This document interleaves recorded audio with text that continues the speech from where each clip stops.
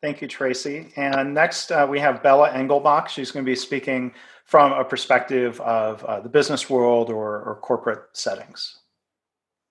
Thanks, Mark, and thanks, DeAndre, for the opportunity to be here.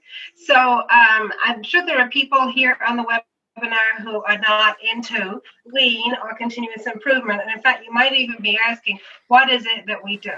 So I'm just outside Philadelphia, and what I do is I work with people and organizations to help them work better.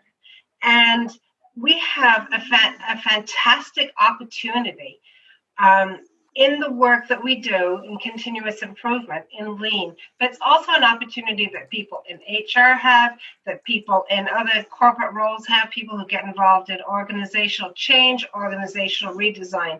And that is to look at, is the work that we're doing changing the impact of systemic racism?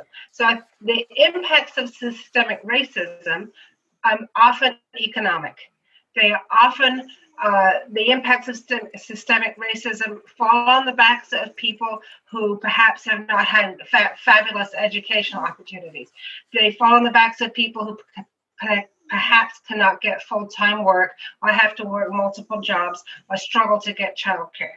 So I'm going to suggest some questions that anyone who is in this type of role can ask as they are working on the work, as you are thinking about how does work get changed, how does it get redesigned. And I would suggest, based on what Tracy said, that you pick one of these questions and you put it in your wallet or put it on your desk or wherever you need it to be to remind you to ask these questions as you redesign work.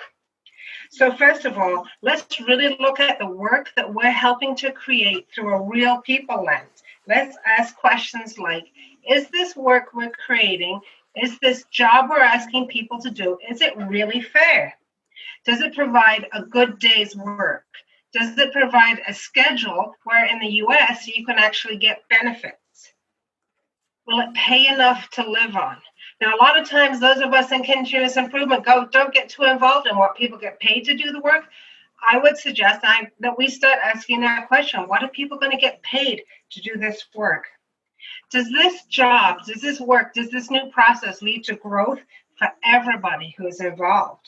And most importantly, how is this work that we are helping to create, this new process we're helping to create, how is it accessible to those who are not usually included? And that means really looking around and seeing who's included and making sure those people are brought into the room, their voices are heard, and the work is designed, developed, new processes and designed and developed with them in mind. So just pick one question to start asking. Be brave about it. It's hard to ask those questions. It might feel a little bit scary. You might be worried about your own job. I'm going to lose a client.